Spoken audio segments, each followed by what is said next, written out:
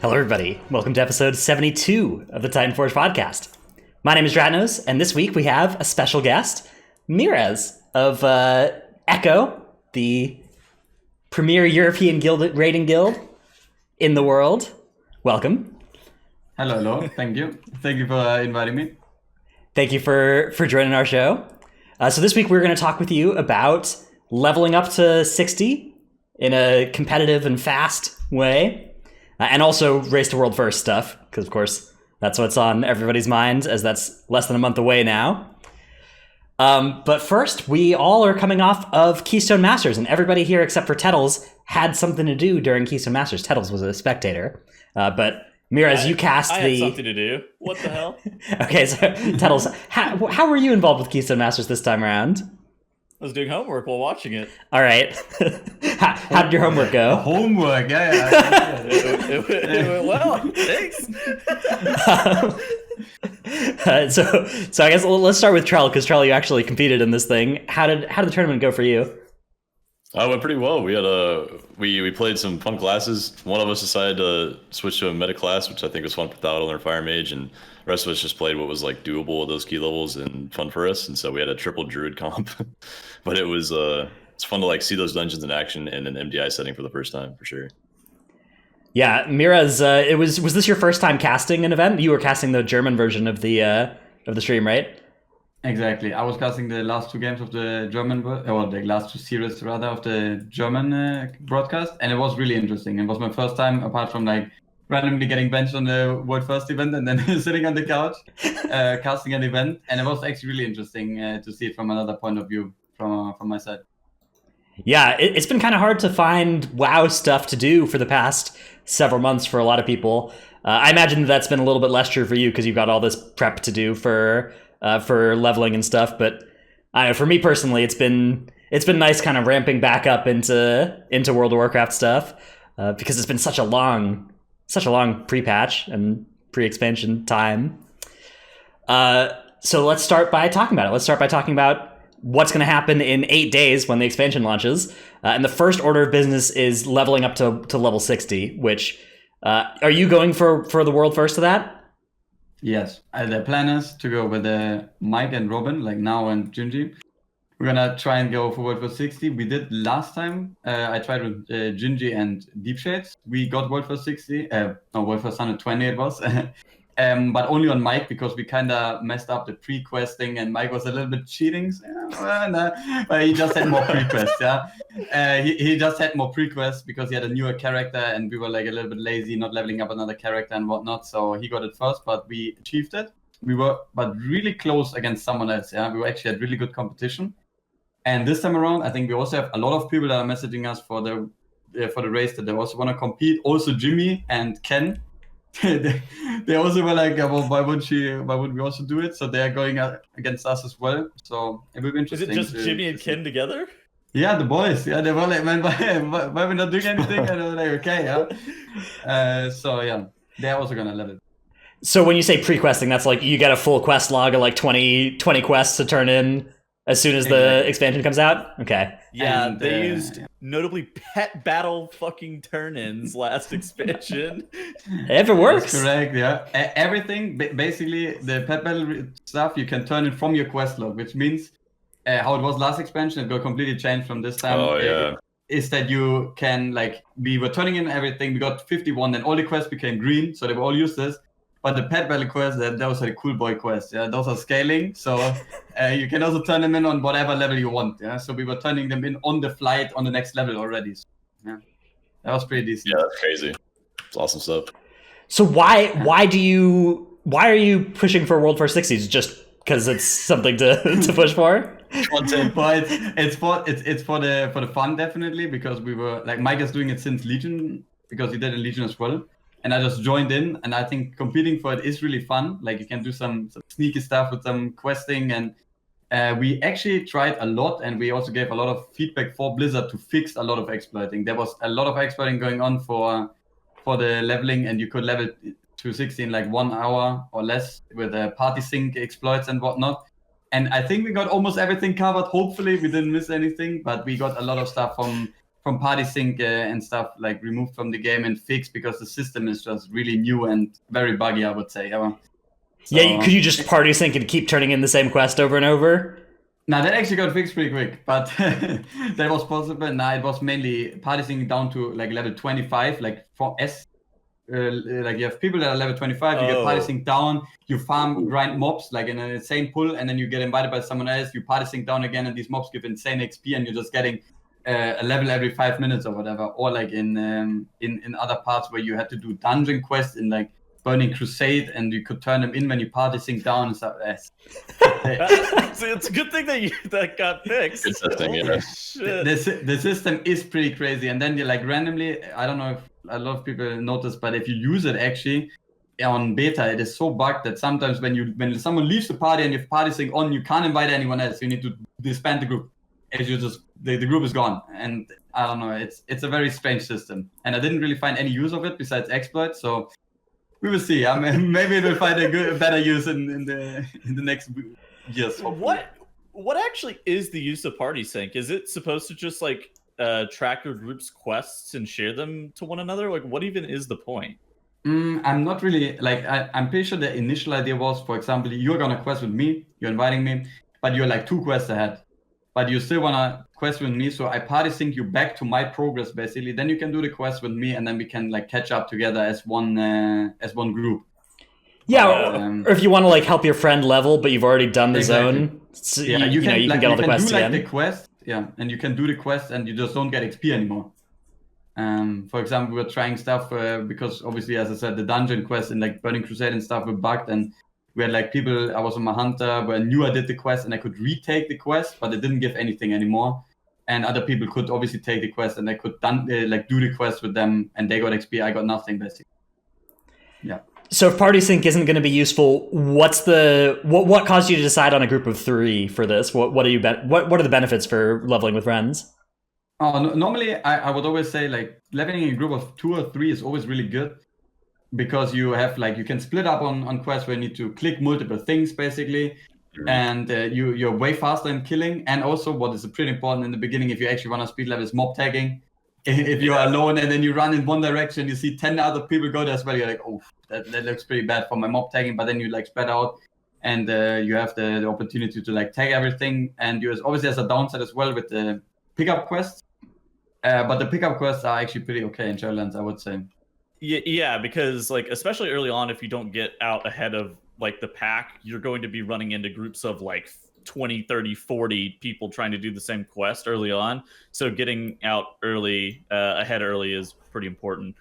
Do you guys think about doing dungeons early on to be able to get like a little bit of a level advantage and then start questing through, or is that not really on the radar because you need to do the Covenant campaign? Like we're not really like we thought about it, but leveling is actually it's not even a meme. Bastion is a really good zone for leveling when you get out of the RP in the beginning. It is actually really, really fast. And we just need to basically, that's why we're on a dead realm as well. We transferred on a low pop realm. I don't even know if people know, but we're a little bit hiding, so. And so yeah, that's the thing, yeah. When you're on a low pop realm or whatever, we hope that there will probably be less people, and then we will be able to level pretty quick. And I'm pretty sure, or we will be hitting 60 before we're finishing the campaign. And I also don't even know if these characters will be of any use, because we will be 60 before we hit the campaign. I don't think we can do anything because we need to finish the campaign. So I'm probably just gonna log off that character and start my multi-box leveling for the other characters. Yeah. Well, what are you leveling first? Well, we're leveling like druids first. I can also talk about the topic. We're leveling druid and 1 demon hunter. And the two druids are obviously really sick in terms of like traveling fast and being a fast mount, collecting stuff while fast mounting, and then killing stuff with Starfall that gets tagged from everyone. And but that character will basically be abandoned. It's on Alliance side.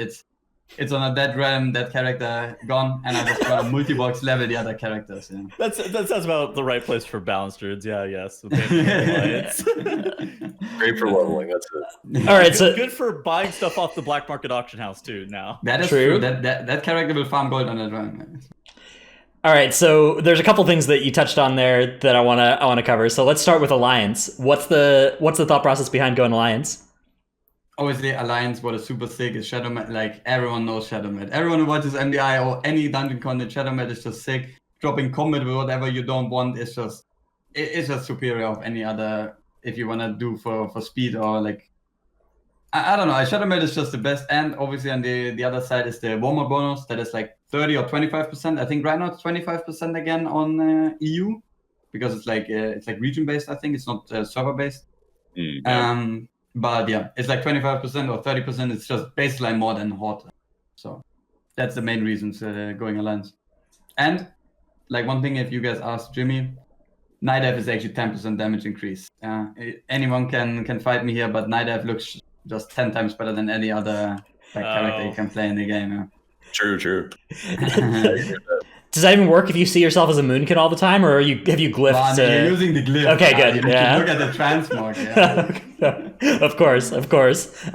So these characters are just going to be abandoned when you hit 60, and you're going to start your actual questing then for your like Race to World First characters.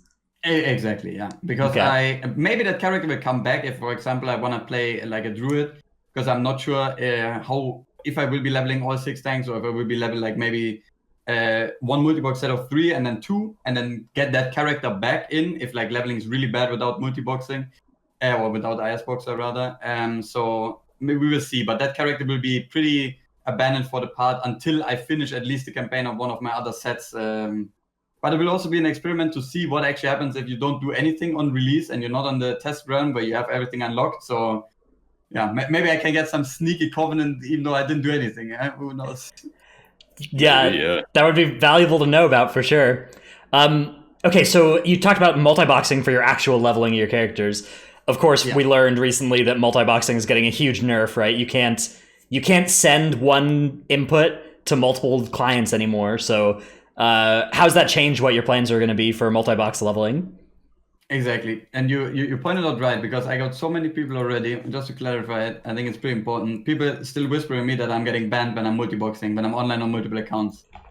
But it's like different that it only got banned that you need to, like your input on multiple accounts got banned, which means that I press a 3 on my main account and every other character is also using the button that is on 3.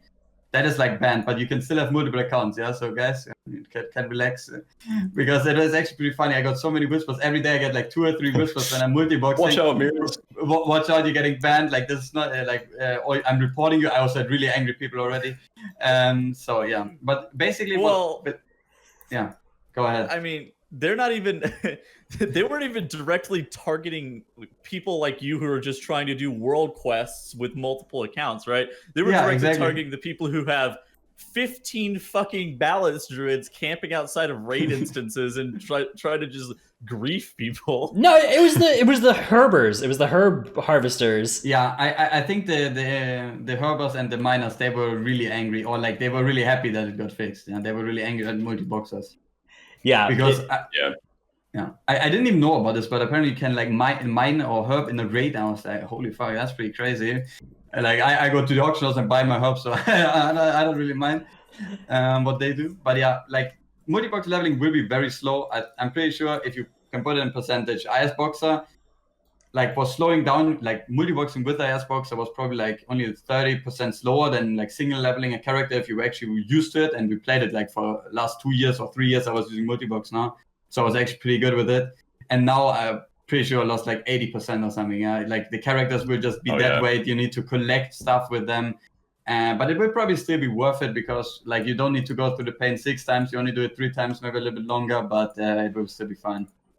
Tabbing between 4 different WoW clients to mount up, like loot a body and then mount up on all 4 clients and then refollow the leader and then fly up in the air and make sure they all don't get stuck. That's like super annoying. Yeah, that's when the looter ring comes into play. Yeah, also for leveling, looter ring definitely a must-have, and you need to learn Cataclysm engineering for it now. They nerfed them, yeah, so you can spend a lot of gold on the auction house. All right, that'll count as your tip of the week. Yeah, that's a good tip. Yeah, that's your perfect. What were you saying, Tuttles? Lootering used to be like you didn't even need a profession for it. You could just fucking use it, and then they nerfed it to where you had to have engineering, and now you have to have Cataclysm engineering. Exactly. Yeah, definitely worth doing though, and key binding. A Luda rank I can definitely recommend to everyone who's gonna level, because that will help you or like save you a lot of time, especially multi-boxing, tabbing over, just pressing the button and not finding the body as well because the camera is shifted to the left because your character did some crazy stuff on the following. It's always nice. That's basically it about the multi-box topic. Yeah, we were just gonna have a way slower leveling experience, and multi-boxing the more will not be fun. Yeah, walking with 3 accounts and then one gets stuck somewhere or gets attacked. That will be pretty bad. Yeah. And obviously we're gonna level without the war mode. Yeah, my multi-box or in general leveling experience, I will completely the new expansion Shadowlands. Besides from World First leveling, I will not have more war mode enabled. I'm not gonna fight with anyone anymore. Yeah, I don't need bonus gold or anima from my world quest. Leave me alone. Yeah, I'm gonna be alone on the phasing. Are you leveling 6 characters? Yeah. All the tanks? Okay. Yeah, exactly. I will basically have a bonus druid on the other ramp, but apart from that, I will have all 6 things. Cool. And so in the first week, you need to level up all your characters. You need to do Torghasts for everybody. Is that all you're gonna do, or is it gonna be? Are you gonna do Mythic Zeros as well? Or NM Zeros, yeah. The days are actually pretty okay because you have the first 24 hours to level. Because the release on EU is for us, it's really good. I think for NA, it's you have a little bit like you have release insta after like 6 hours or 8 or whatever. 16. Yeah, 16. Oh really? Okay. Yeah, but we have 32. I think we have a long day. We have a long time until we get released from the weekly stuff or lockout rather. So first day will be only leveling, then go sleep hopefully. If it doesn't take too long, and then on Wednesday the big blast, 6 times M0, that will take a long time, and Torghast with all the basically after you leveled up doing the Torghast layers to unlock all of the different layers, that will take a long time, and we really hope that it will be account bound basically, but we did not find any info on anyone who can give us like a tip or did it and can say, oh, it is account unlock all the layers on Torghast, because if you actually need to do 6 times 8 layers. Oh, that will be a long. That will be a long 2 days in Torghast. So, why is there stuff that's going to reset on that first weekly reset? Do you think? Nah, I'm pretty sure they said everything is locked. Like I am tweeted about the Ash, like Torghast being locked. M0 is also supposed to be locked. I don't know about anything special that should be locked. If they fuck up and Renown is, for example, unlocked, it doesn't really matter because you can catch up. So. I'm pretty sure it will be fine, yeah. And Blizzard did a really good job in the last expansion as well with the pre-leveling. Like the only thing they fucked up last time was that we could do islands at 5 a.m. That was not really too enjoyable, but we were doing it. Yeah. So besides, there's not really anything you need to do in the first 2 days versus the first 9 days, right? It's no, anything... you have no rush to level up, basically. It's okay, really that does sound encouraging, yeah. But so, do you think it's kind of weird that they it's because it's not expected that people are going to be zoning into Torghast with like heroic dungeon loot, right? Like you definitely need to do your Mythic Zeros before entering into Torghast, because layer like 6 through 8 is pretty rough, right? Yeah. From what I've tested, it seems pretty hard. Like definitely. I think Jeeve tried with 130 gear on the stream for the content. And he made it to like layer 5 and 6, and then he was struggling decently, I would say. So it's definitely recommended to just do all your weekly stuff. You do the heroic dungeons, your callings, your M0s and whatnot, and then you go into Torghast at the end of the week, especially if you're only playing 1 or 2 characters, like you should knock it out in a few hours. So that would be pretty good. Yeah. So then we get to our second week. That's Torghast again and Mythic Zeros again, and get your legendaries.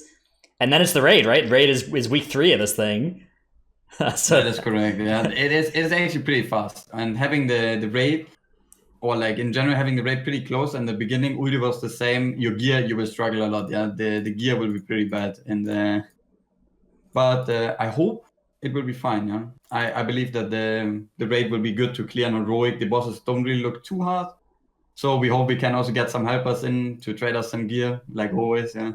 Yeah. For the World First race, we always need a lot of people who come in and loot stuff and whatnot, and maybe trade us later with a slim chance to get 1 or 2 items from them.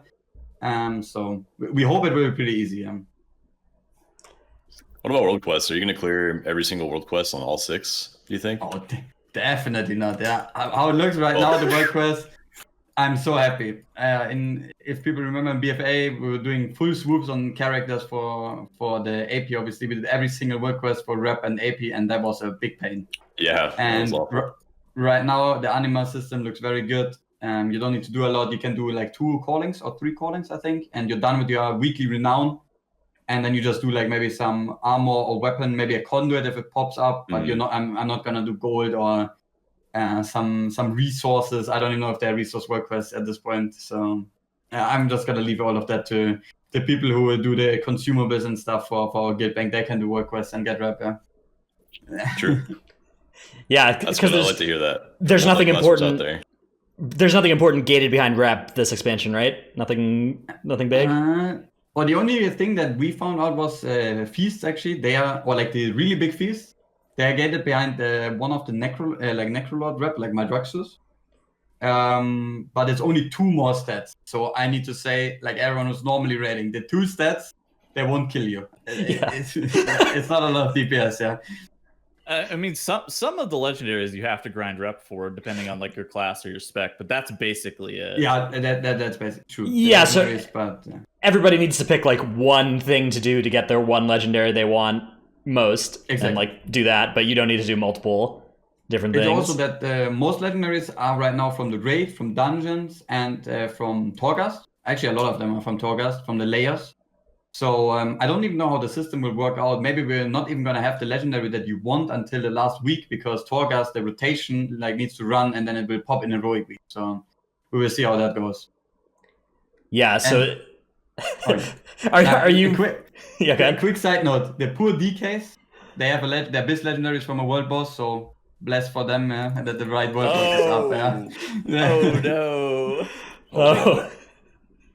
Oh god, Moonkins is from like fucking layer 3 of Torghast or something, and it's just like the discrepancy of where you get your legendaries from is so wild, because then you have some people who need like, what is it, revered rep or something too, with one of the zones, and then some people's legendary recipe comes off of like shit like Stone Legion generals, and you're like, what the fuck? Yeah.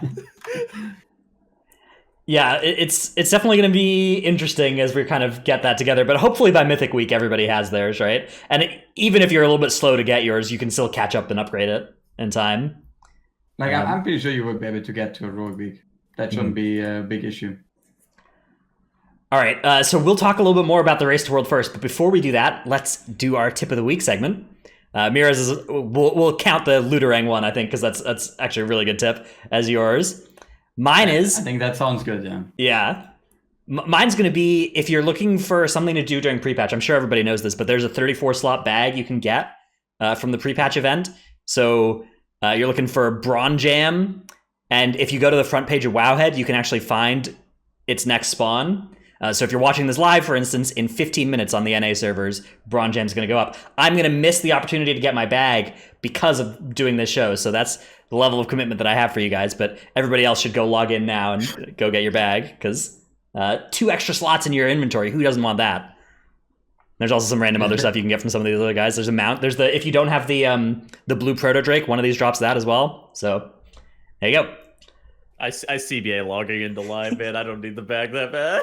I only do it when Dude. my guildies ping everybody in our guild Discord sometimes to let us know it's about to be bag time. Yes, they the whole fucking Discord. I'm just like, I have like a random ping, and I like scroll down, and I'm like, what the fuck is this from? And it's like Pop Tart Corn Dog, and it's dipping. It's like, at everyone, Bag log in time, right now. bag Bag time. Yeah. You're welcome.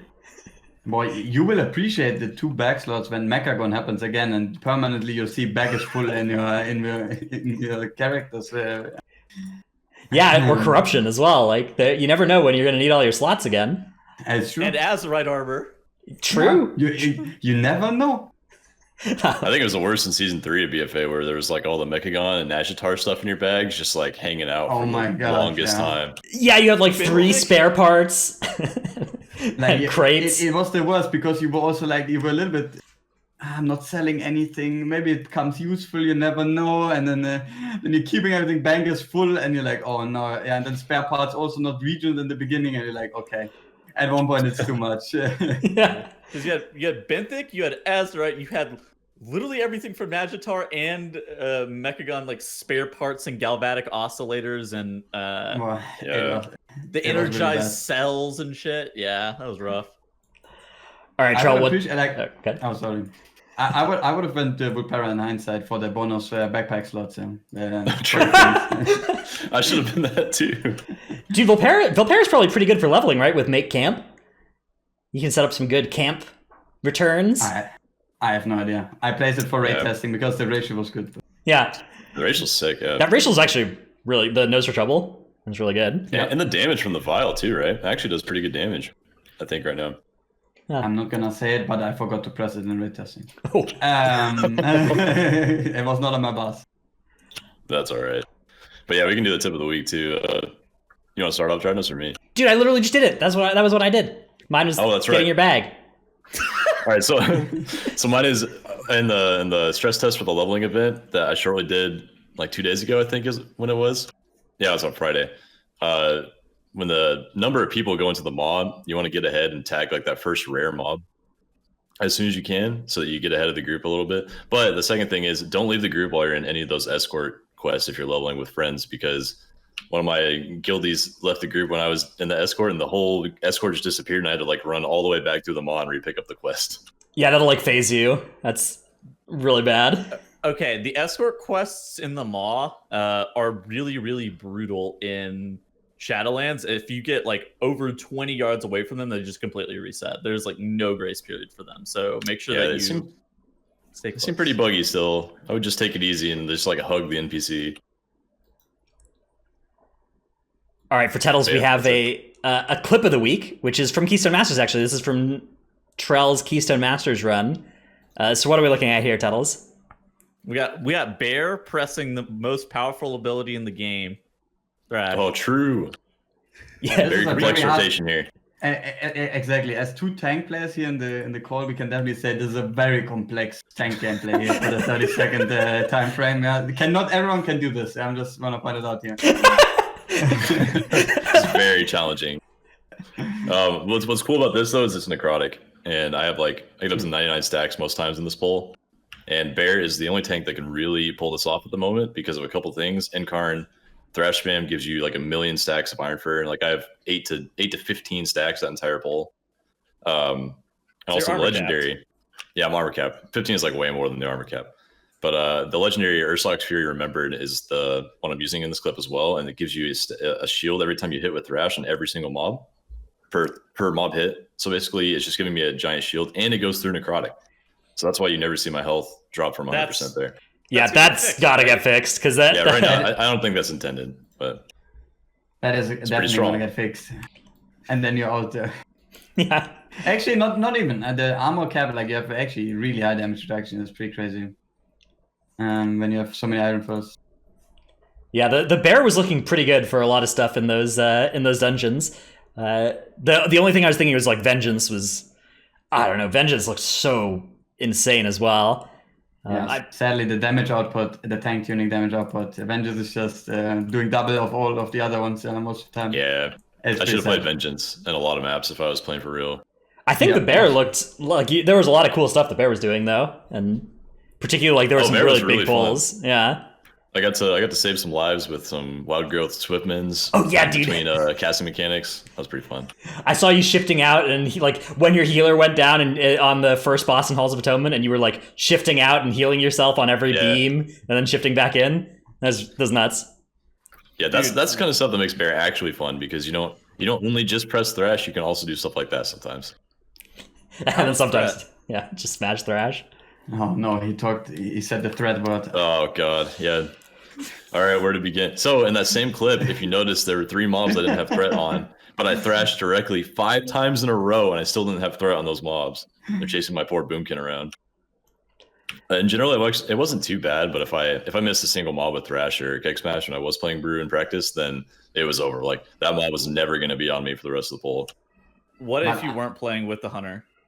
Like, okay, obviously Hunter is like it would probably be the MDI. Like, if there was an MDI today, you would play 2 fucking Hunters or whatever, right? 3 Hunters. Yeah, probably. So you'd be able to have misdirection threat the whole entire time. But in a world where you're not playing Rogue or Hunter, is threat okay, or is it just like not? No, right?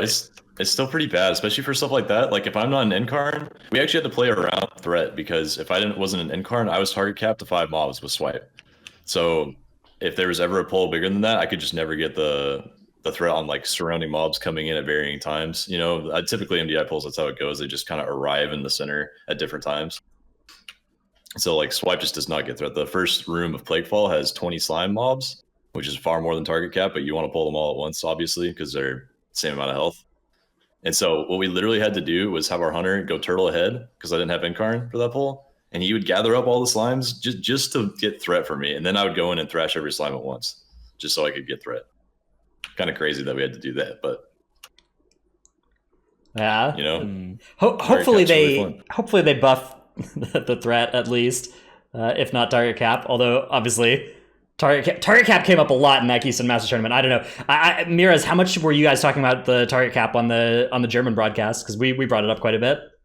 I think I was talking about a decent amount because I was always pointing out that obviously Boomkin didn't really have a target cap, but didn't have a lot of AoE in like burst AoE. You only have Starfall that is just running basically, and the Hunter had like a little bit target cap, and you could clearly see, for example, on the Spirit pull in Theater of Pain where they pulled the whole room in bolstering. I said that was a little bit spicy because target cap can actually really scuff your pull, yeah. And I was like, if the rogue and the hunter don't really hit the right targets here, and like one of the AoE caps just happen to be on the same mob like 3 times in a row, he can be super bolstered. Yeah. So yeah, it's really tough with bolstering. Example. Yeah, because those mobs will just straight up one shot people once they're bolstered enough. And yeah, like even though we had a marker going to the highest health target, you know, during the poll and everything, we were all focusing the highest health target constantly. It was still like not perfect just because of how target cap works. Yeah, the problem isn't the highest health one. It's that you're gonna have the same like 4 lowest health ones because those are the 4 closest to your rogue. Yeah, it is pretty bad. I still don't know about the target cap. Why is it in the game? I don't see any benefit from it, sadly. I don't know either. I don't know. I think it makes Mythic Plus strictly less fun as a whole. Yeah, I agree. It essentially locks out melee specs from big pulls too, because I think every melee, or not everyone, but almost every melee spec is pretty target capped compared to range specs, right? Yeah, it's only Unholy that really escaped, and the reason is they target capped Unholy, but Unholy was already double scaling, so it's now just single scaling instead of exactly. Yeah. I don't think they paid that much attention to the MDI. They saw like, oh, bursting moons. What is the problem here? They hit too many targets, and they didn't realize. And then they also hotfixed DK with the DMD because I think in the beginning it was not targeting the right guys with wounds, so you couldn't even burst. I think from like properly with the target cap. But now it's like smart targeting the wounds, so it's basically back to the old DK, just a little bit scuffed version. Yeah. All right. Let's move on to our next topic, which is the Race to World First, which is coming up very soon. That's coming up in about a month, almost exactly a month now. And of course, Echo is the guild you're in, Meeres, and you guys are going to be competing for it again. As a team, you had most of the world firsts that were in BFA, although of course the most recent one went to Complexity Limit. So well, that's why we recruited the world first tank. So we have at least one world first player in the guild. Yeah. So since then, the roster has changed a little bit. You picked up Now, as you mentioned, who's a very, very high caliber tank and was the world first one last year. How has the whole process of getting ready for this world first been for you guys? Oh, pretty stressful. Like really in the side of everyone is trying their best to find out what is actually going on. And on the side, having Echo as a new organization for us and like finding new ways, finding our sponsors. We're very lucky to get Logitech and all the other sponsors like CurseForge now and stuff on the ship basically to work with us was very good for us. Yeah, but it took a long time and like trying to get everyone under one boat again and having also to manage 30 people while preparing the whole race is very hard actually. People don't think it's a lot of work, but there's actually a lot of work going behind the scenes, especially for Roger and Scribe, who are like handling most of the things. It's pretty crazy. But for the prep wise, I don't think we ever had that much prep. So I really hope that we can deliver a really good raid race basically. And everyone is from home, so we don't have any problems with actually we will have probably more problems with internet connection, but we will have less problems with people being like having stress while traveling or whatever. Yeah, because of course, last time you all went to the same place to play, and the time before that, right? So this one is going to be the first one where you're all working from home, like almost everybody is these days. How did you feel about the raid? So we've done quite a bit of raid testing for Castle Nathria. We've tested every single boss on Mythic except for the last boss. How have you felt about the fights so far, and do you think there's anything that'll really impact the World First race from the testing? I don't really think the World First race will only be impacted really by Sludgefest, I would say. If the boss is actually really hard tuned, it could provide a wall for limit where we can like see that it's really hard or really easy, and we can hopefully catch up on the upcoming day and whatnot, because we still don't have a global release, sadly. But yeah, it's kind of sad that we need to catch up after them. But that's where we also hope there's a wall so we kind of get on equal standing again. So it will be a good race as well, and will not be like us trying to catch up a 16-hour deficit, what is obviously on an early raid tier, but the bosses are generally not that hard tuned, is pretty bad. Yeah, so I think it's also in Limit's favor, to be honest. I think they also want to have a proper race and not be like, yo, we just smashed through all the bosses and we couldn't even catch up. Like we were, for example, having the same boss pull amount or whatever, but we didn't even manage. It's pretty sad sometimes. Yeah, so because it's the first raid of the expansion, the evidence has been that in the past, in particular, there was stuff like Emerald Nightmare that was really, really, really easy.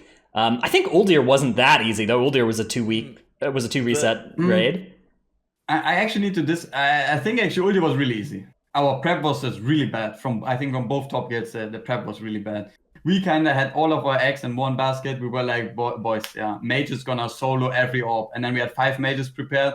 We're going in. I click on the orb. I remember it was the worst. It was my first raid tier, raiding world first, and it was the worst raid tier I've had. Yeah. From the experience, I click on the orb. I'm like, scrap. I'm pacified. I can't do anything. And I'm like, okay. All the mages out. Yeah. All the mages out. That was pretty. Get the warlocks in. Yeah, get the warlocks in, and then you get the warlocks from the bench that have like the green questing gear or the M0 gear on the back, and they're like, that's pretty bad, yeah. Yeah. And like if we would have had prepared way more, I think, and had done way more splits and whatnot, and played more characters or whatever, just be way more like playing the game way more. It's kind of sounds sad, but yeah, if we would have prepared more, I think the tier would have died in 5 days probably. I mean, yeah, dude, obviously that was Limit's first time ever going for World First. They made a major misstep by extending their lockout. Yeah, that was pretty. So they didn't get World First in a tier that they absolutely should have gotten World First, like as a guild that is like for the first time doing it. And so if that happens again, where it's like first reset is super important, then Complexity Limit's going to be heavily favored. I think that if it's a 6 or 7 day tier, it's not a huge deal. I don't think the 16 hours matters too much if it dies on Monday, right? I think it's more if it dies on Tuesday, then they have an extra reset, and that's a big deal. Yeah. Or if it dies on the very first Tuesday, Wednesday, or Thursday, then obviously like they've had 3 times as much time or whatever. If it and that there's no hope. If it dies, if it's a 3-day tier, there's no hope for anybody outside of NA. Has anybody ever mentioned to you guys why they won't do a global raid release? Because obviously, like, they're doing a global expansion launch, right? Like, there's literally the whole entire expansion is coming out on the same day for all regions. Do you know why they aren't doing a global raid release? I actually, to my knowledge, I don't think we got any like direct answer to why exactly. We only got told, well, basically, I think everyone got told from the interview that they're not planning on having a global release. But we never got like a concrete answer. We can only like speculate, I would say, for example, for patches, for bug fixes, for like maybe because they are not, or like the times where they patch and stuff are also really depending on their time zone, obviously, because they have normal work hours and they're not gonna patch for or like fix a boss for us when it's like in the morning for us and it's 8 or 7 a.m. from them. They're not gonna wake up and be like, yo, let's fix the boss real quick, yeah. So.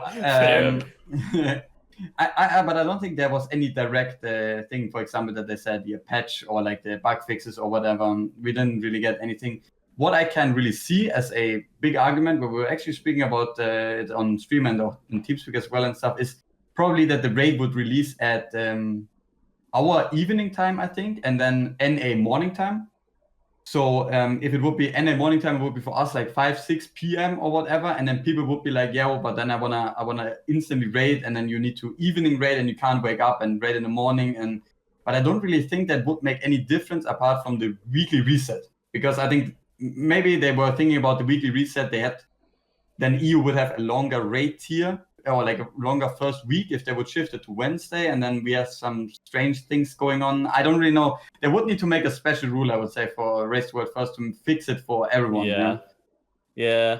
I mean, it part of it too that I don't love. I mean, the 16-hour disadvantage has like always been a problem, but it's not like the biggest issue. The Asian guilds have like 36-hour disadvantage. Yeah, they are that's actually, true. and like we saw how well they did with shit like Mythic Plus pushing this like most recent season, and they've done pretty well in the MDIs in the past. Not this most recent one, but like MDIs in the past, they've been fairly good at. Like the fact that they can't really compete because they have a 36-hour disadvantage is, I feel like, pretty disheartening. Unfortunate for them. It is also really bad, and I also think people think that the Chinese or like all of these guilds are a little bit bad because they see them so behind in the ranking. But I think they're actually pretty good players. I play with a lot of them on beta, and the players are really passionate and whatnot. But from what I've heard, is apparently that the players are really bad in terms of like team communication and not flaming each other while playing. So maybe if they fix it and they actually become a really good team and work together, I'm pretty sure they can easily get way better in the world ranking if we would get a maybe more shifted raid release for them as well. So how does that differentiate from EU again? Don't you guys flame the fuck out of each other as well? No, I think for us, yeah, we have the banter flame. We're like a little bit, yeah, bro, you shouldn't shit, yeah, whatever. Like you're just bad, basically, in that way. But like a really, really bad team communication, yeah, where they actually mean it at the other guy. Yeah, we're a little bit, obviously, we all know each other for so long, so it's like mainly banter, I would say, and we like, I don't know. I'm also, sometimes it comes over that I'm a little bit angry at people when I play in Plus with them, because I'm like, bro, that was pretty troll or whatever. Like, I'm just a little bit memeing them, but obviously I don't mean it the bad way. Yes. Yeah, I don't mean it like I don't the really, worst player. Yeah, exactly. I don't think it's bad. It was just a really bad play, and then I'm like, bro, yeah, because I'm like, we're really used to just pointing out mistakes and whatnot to improve on each other and stuff. And I think it's pretty important. I think so too. I think the EU mindset, like the state of mind where you just always tell each other how to do something better. If it's something that is constructive and they always listen, even if someone's offended, they seem to get over it most of the times in EU groups I see. But that's like not a thing in most NA groups. Like if someone like directly tells someone they're doing something wrong, someone's probably going to be offended most of the time. I think it depends on your relationship with that person and how they come across. For strictly speaking, for NA people, you could tell somebody, yo, this is wrong, you should be doing it this way. But if you start like being like, this is stupid, like once you start like questioning their judgment on why they did something, then it's just like all fucking over. I don't know, man. I think there's often places where it's pretty hard to communicate to people. Like you have to think about how to do it diplomatically a lot. Yeah, I agree. Yes. Yeah. Yes. And then you're like, man, this was really bad from the guy, but like I know I don't really want to like say anything now. How should I word it? And then you're like in the random plus groups, I think for my weekly use, I'm like, bro, like how do I word it now here? Like maybe you should try my code him next time on the boss or whatever. And then he's like, hopefully he's not taking it too serious. Yeah. Yeah, seriously. You try to hit him with the gentle. Maybe you should do this slightly differently next time. That was a really good idea when you interrupted that one cast. Maybe you should do that for some more of them. There's a spicy one already. Yeah? All right, so back to World First stuff. We saw last time Complexity Limit had their person outside the raid doing the raid leading. Do you guys have any public plans to be doing that in Castle Nathria? Yeah, I'm pretty sure, and if not, I'm gonna leak it. But Scribe is most likely gonna be out of the raid unless his class is completely broken and he loots like all the heroic bosses back to back, like he loots 10 items or whatever. I don't know. Maybe then he needs to come in. But the plan is that he's outside. He's gonna do the raid leading, and Roger will be inside the man, also doing the raid leading more or less. Yeah. So that is the idea right now. So are you going to be doing any of the raid leading? Because I know historically you've done a lot of the strategy stuff and some of it, but Well, I don't know. I'm not gonna do a lot. Like in raid living terms, there's not a lot to do. Not even for Roger, because Scribe will hopefully do everything outside and prepare everything. And the only thing we're gonna do is like I'm gonna point out like I'm gonna put markers or whatever. Like for example, I got really used to. What I need to say was really cool is I got really good with raid marker keybinds. And you're just gonna point out for your melees or whatever as a tank, yo, bro, I'm gonna put a raid marker here. We're gonna move there in 5 seconds, and I'm just gonna do that and say it in voice or whatever. So I'm like mainly the boy for just doing like internal like tanking related stuff, I would say, but it will not be a lot. The other things that they were doing that nobody had done before really was having like, well, maybe people had done this, but not in this scale, was having people outside of the raid doing bigwigs or DBM work for them, and strategy outside of the raid, all that stuff. Do you guys plan on? Because I know that in the past you've had bigwigs authors be your raiders as well. And week auras updates coming from your raiders. And in that last tier, there was there was this meme obviously about the taking breaks, but often that was because splendid break. Often that was because you had your week auras people in the raid. So if you wanted to update a week aura, your raider would need to say, all right, I need 5 minutes to rewrite this, and so you need to take a break. Do you guys have any plans on moving some of that outside the raid as well? Yeah, we actually heavily decreased on both departments. Increased, not decreased. Oh my god.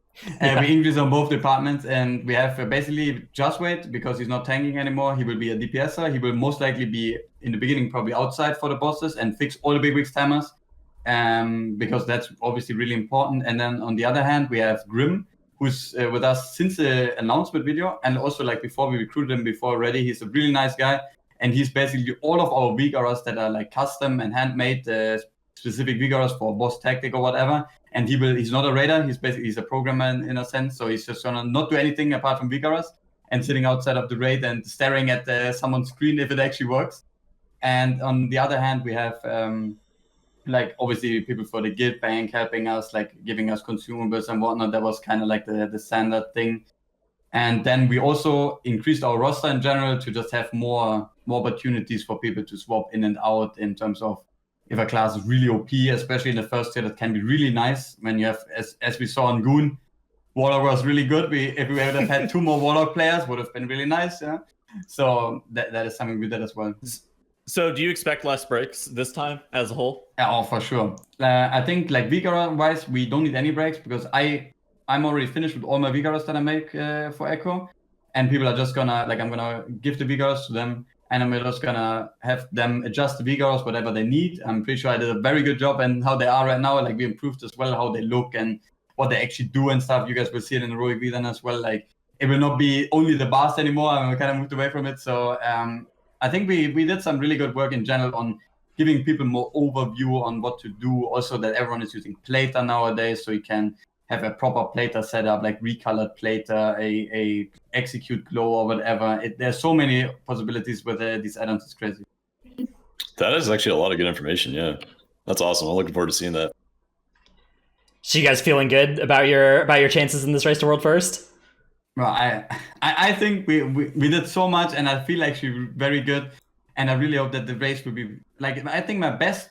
Or the best that could happen for us, in my opinion, would be we wake up, we see limit on Sludgefish is a little bit overtuned or whatever. We can go into raid, we clear a little bit faster than them because we saw the bosses already. So we're like, okay, we can maybe bring other setups that we plan for later bosses. We're going to bring them, we're going to clear the bosses, and then we're going to be almost at the same rate as them. And then we can have a really nice race where both kids are just, hopefully without a lot of issues and bugs on the last boss, are going to race against each other. The closer the race, the more hype it is for, I think, literally everybody in the more. Definitely. Oh, for sure, yeah. But you guys don't even know. I wake up, like normally I don't sleep a lot in progress, but the day before progress, I always try to sleep a lot. And then you wake up on the, 1 hour before reset, you open the phone is basically in your eye already. And you're like, wow, progress, how is it looking? Yeah, dude, whenever we were in Krefeld, you would walk down to eat breakfast and you were on MMO Champions scrolling through the shitpost forum. Bro, I was like reading and was like, what happened here? And then I said a new meme or whatever. It's always the good thing, yeah? Because during progress, I always like the problems. Also, I don't sleep a lot during progress. Yeah, that's a me issue. So I always have a lot of time after the raid. I look at the recording or I watch a series or whatever, and then I sleep like 4 hours and then I go back to the raiding. So Yeah. This time you're going to be tanking as well. Do you have any? Is that where you prefer to be? Because you were a DPSer previously, but now it's you and now tanking. Is that something you're excited about doing, or are you tanking because there's no other tanks on the roster anymore? Oh no, I'm definitely excited to tank. I wanted to tank, and it was basically the opportunity was given before, like now even joined. Like we were speaking about it when we were basically when we lost the tier, we wanted to change a little bit of things, and then we were like, yo, I stepped up. I already said after Unat I can tank, but then we were like, man, like we don't really need to change, and maybe it's not too good for me to change for during expansion or whatever. So we kind of pushed it aside, and then after Nazov, we were like, okay, we're gonna change tanking. Maybe the idea was also like obviously the plans were a little bit different back then, so it changed a little bit. But basically, the idea was that I wanted to tank, and I'm actually excited to do it. I'm not the forced into tanking role kind of guy, and hopefully I will also enjoy it. Yeah. Yeah. You guys did have Lighty there for a brief stint, so I guess you were planning on DPSing there for a moment as well, right? No, the idea was actually we recruited Lighty as a DPS. The plan was actually not to have him as a tank. Yeah. That might have been, I have no idea, I didn't ask him personally, that might have been actually also a thing why he went back to Limit after we imploded, because it is understandable, yeah. I need to say, he didn't really have anything to do with us. He had to go to EU as well. That's like a horrible change in my opinion from going on, like swapping regions. And he had to DPS. He said he was good with DPSing, but maybe he still prefers tanking. I didn't really talk to him that much because obviously can't play with him.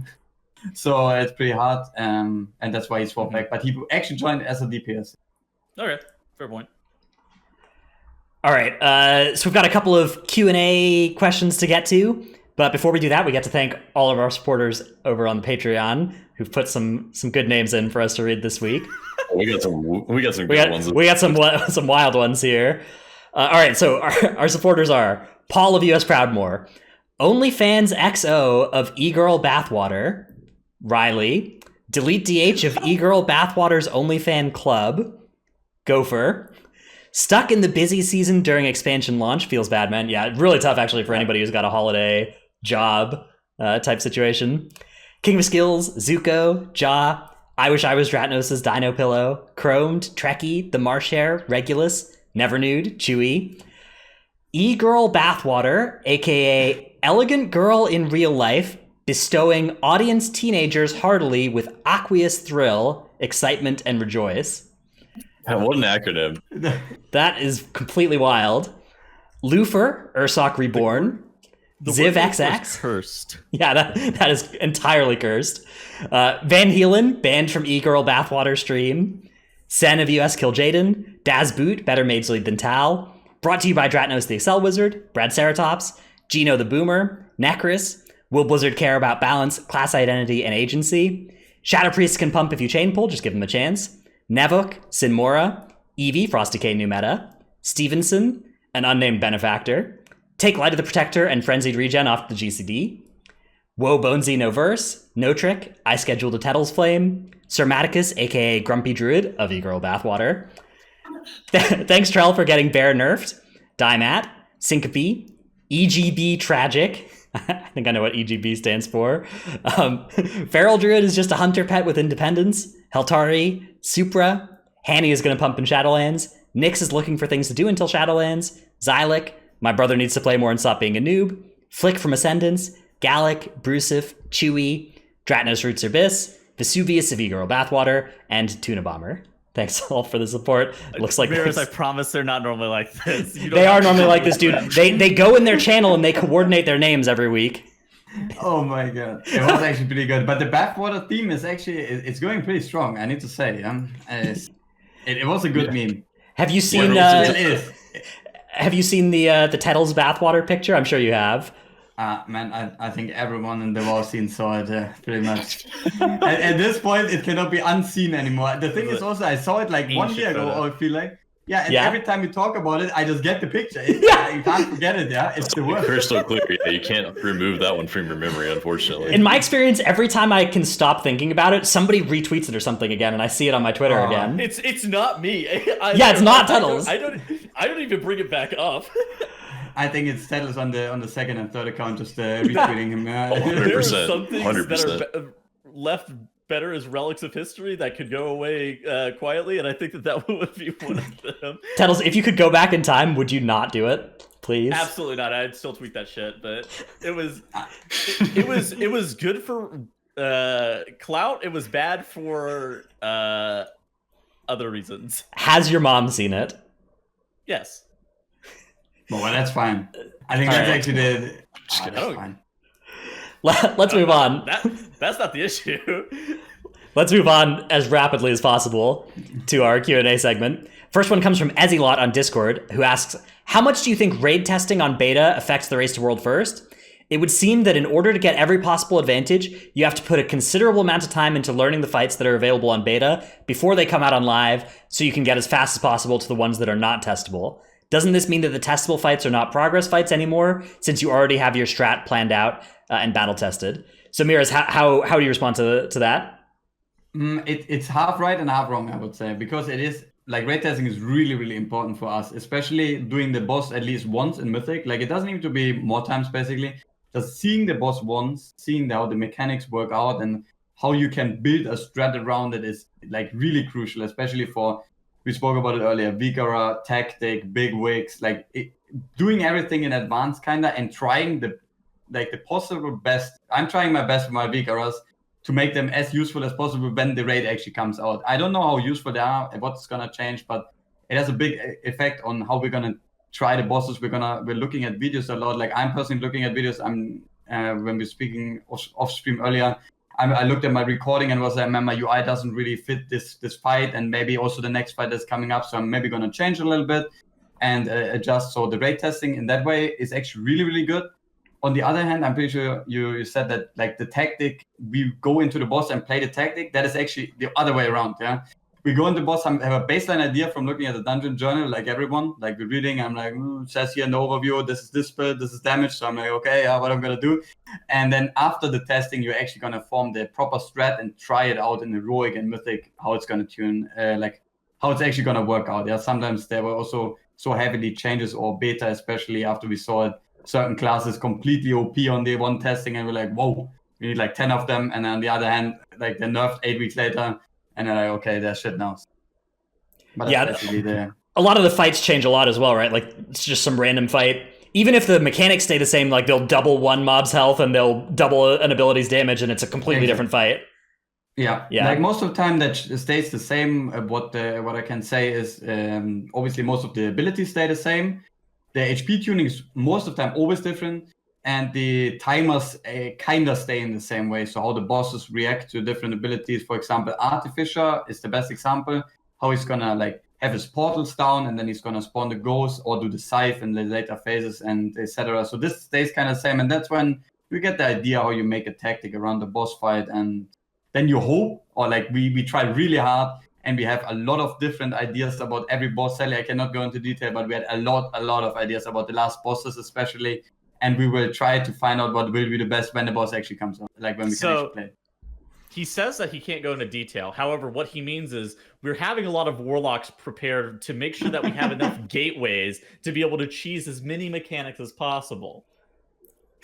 I mean, that's not wrong. That would be true for every single boss at the end of a raid boss in BFA. Every single one in BFA. That was their strat. I need to say, like, if you are the only warlock in your guild and you're watching this or listening to it, then you're very lucky, because you will be in.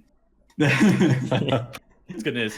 Okay, so I see this take a lot, what Dratnos just read, and I also see people complaining about having weak auras play the game for you as well. Do you feel like the mechanics are way more complicated than, like, because there have been some mechanics that have been completely negated by weak auras? But right now, do you think the state of the game relative to how powerful weak auras are is okay? That's a really hard question, yeah. And it's also how should I say it? I think it's right in a lot of ways, yeah. Vigaras are really, really helpful and can actually play the game for you sometimes. But it's also sometimes a little bit overloaded from Blizzard's side, in my opinion. Having, for example, Ashara was one of the prime examples where like Vigorous were actually carrying you really hard. Like having proper Vigorous set up with like maybe an audio cue or just seeing on your screen what is actually going on the boss fight, having your stacks reset, soaking your stacks, having a reminder for when you need to soak the stacks and stuff. Obviously, someone could physically call it by while also playing the boss to the 100% of damage output, because we were also wiping to the boss at the same time. It is true, yeah. Vigorous are very powerful, but I think Blizzard did an okay job designing mechanics that are actually unweakerable, kind of in a way. Best example is Evoke Anguish from the last raid tier, probably. There was not really a lot that you can do with Vigorous. So the debuff, and the only thing you could do, you could go into paint, draw a circle, and have the people positioned in a proper way, but everyone still had to play the game, yeah. It was completely different from Archimon, where people were just looking at the radar and were like, oh, not getting it, nice time for me. They also break weaker functionality with some of their API calls, like Mechatorque and stuff too, to where you're not able to completely just break shit. Yes, that is correct. Also, one thing that they actually changed, and I don't know if I should leak, but I'm pretty sure they're not going to change it anymore, but friendly nameplates are really OP if you are good at coding, and they changed it. We were pretty sad because obviously we have a really good Vigara and coding team and whatnot, but you can do a lot with friendly nameplates. And I think it was it would have been probably in hindsight, if we would have had the talk after the raid, it would have been a really big advantage to have friendly nameplates, especially for the World First race. And I'm pretty sure it would have been for limits. I saw Relo do a lot of stuff, and I'm pretty sure he's working with limit. I'm not too sure, but that was my last info I got. And friendly nameplates, you could display everything. Yeah, you could see a debuff, a circle, a fixate, a name, what he's supposed to do next. You could anchor everything. An icon, yeah. You could draw lines in between people. They broke that, yeah. It was all. So I think that was a good move from them, because otherwise, I'm pretty sure I would have stepped into the raid, and then the saying the weaker was played again for you would actually have come true on some bosses. Yeah, I think it's tough as well, because they keep making the difficulty assume you have the weak auras, and so you need the weak auras to play now if you're trying to do the hard stuff. But then if you have all those weak auras and you lower the difficulty down to heroic, it can really, like, the good weak auras, if you have perfect weak auras and you go into heroic, they can absolutely do the entire thing for you. Because the only mythic is tuned around you having them. Do you think the raid testers have like super sick weak auras set up? Because I think it's probably assumed that they have I would assume they have decent weak auras set up. Oh, you mean the Blizzard raid testing team? Yeah. I have no idea. Yeah. I mean, dude, some of those encounters, I don't know how they would raid test that without like Dratnus has said, extensive lists of shit. I would really like it. I think it would be my dream when I stop playing the game. I would love to get the opportunity to watch the raid testers and see what they actually do. Yeah, because sometimes it feels like either they do something really strange, yeah. And one mechanic one-shots you or does 1 damage, and what happened here? Or Fetid Devourer. Fetid's initial tuning was because the raid testing team was so good on it that they bumped it up by whatever percentage they normally thought they needed to bump it up, that was way too much because the team was already doing all the right stuff, basically. No, then we got told to just do damage. That's true. Yeah. Have you ever thought about pre-positioning next to the corpuscles so you can actually damage them quicker? It was actually incredible how Fetid was a boss where you had to use the whole raid, everyone in the raid used all cooldowns on one set and you barely managed, and then you turn around, boss on 80% HP, next wave spawning, you're like, I see. All right, next question is for Trell. Out of curiosity, I don't usually tank. What covenant does Bear want to look at right now? Yeah, I think Bear is actually a good example of a not clear choice covenant. I think each covenant kind of gives you a unique advantage. I played Kyrian and that Halls of Atonement just because of Necrotic, and I, as soon as Incarn ended, I hit my Kyrian file and I dropped all my stacks and I was healable when I was about to take damage. So that was obviously super good for that. I think outside of that, you can do Night Fae for Convoke for big off healing outside of Bear form. You also went Necrolord, right? For a Necrolord dungeon bonus too, right? Yeah, Necrolord Bear is what I played actually the rest of the tournament because of just the serrated shoulders damage is 8 to 10% of my overall is Bear. Plus the single target bonus from the active covenant ability for Necrolord is pretty good. But yeah, it's honestly you could play any one of those covenants. I think Venthyr is probably decent too. Especially for Boomkin, if you want to play Boomkin as well. All right, next question is for Meeres, and I assume that you're one of the few people in the world who actually has thought about this somewhat extensively. When do we replace our Azurite when we're leveling up in Shadowlands? When does it become worth it to drop those traits That's a good to question. get the more stats? Or in general, if you actually have like mythic raiding gear and you put sockets into them, so if you had really a lot of fun and visions, you will most likely only first of all start replacing gear at like 57, 58, so very late into the expansion. Okay. And Azurite gear you could only replace because the effect ends when you enter Shadowlands, so it's pretty much useless. You can probably replace it at like 50, I think it was 54, 55 when you want like offsets. But for example, the stamina and the intellect is still, I don't know. I don't really think it's worth replacing that much. But like in general, gear is replaceable at like 57, 58 in that range. If you have mythic rating gear. If you do the what's the deal pre-patch with gear, I have no idea. What's the deal with the cloak and the dragon proc? I think it still works on beta. I think it still works, but I'm really not sure why. Or maybe they fixed it now. I didn't play beta in the last week or since the last bit. So, I mean, but the cloak I know is good. For a while, the cloak was going to be used through like Nathria prog because the proc was that OP. But if the proc would have stayed, that is correct. That cloak they would definitely nerf that on like week 2, if at the latest, if people were using it at 60. Week 2 after Mythic is released? No, week 2 of the expansion. If people were using it at the end of week 1 on their max level characters in Torghast, they would nerf it. Anyways, maybe tanks keep on the Heart of Azeroth for the 1.5 times threat multiplier. maybe that's worth it actually. Squishy reminded us in chat. All right. Well, that's about the end of our Q&A segment here. Thanks so much, Meeres, for coming on our show. We really appreciate it. Thank you for inviting me. I hope I could provide any fun and interesting information here. Lots of good information, yeah. Very good, yeah. And good luck with the race to World First. Good luck for your race to First 60. Are you going to be streaming either of those things? Yes, and there will also, everyone is kind of looking forward to, we were working on it the last days as well. We were recording a lot of stuff, and there will be some really funny, hopefully, stuff coming up for the Race to World for 60. We tried to make like a mini event on our streams. Basically, we will not have like an event or whatever planned, but we will be streaming. So there will probably be some funny stuff coming up. What is your stream? Oh, Meeres TV, yeah. Okay, twitch.tv/Meeres TV. Anywhere else that people should follow you? Any Twitter or anything that you use? Yeah, also Meeres TV on Twitter. And that's about it. I don't really use anything else. The YouTube channel is for the MDI videos. So if you want to see some old school 5 million DPS annually DK, you can go there. But that's about it. What about some Fat Shark Yes MDI gameplay? Is it on there too? Yeah, that is. I need to say that's probably the highlight video. Having a more souls with no healer and 5 days of practice is pretty fun. Yeah. All right. Thanks so much for coming on our show. That's the end of our show. We'll be back next week with another one. Bye, everybody.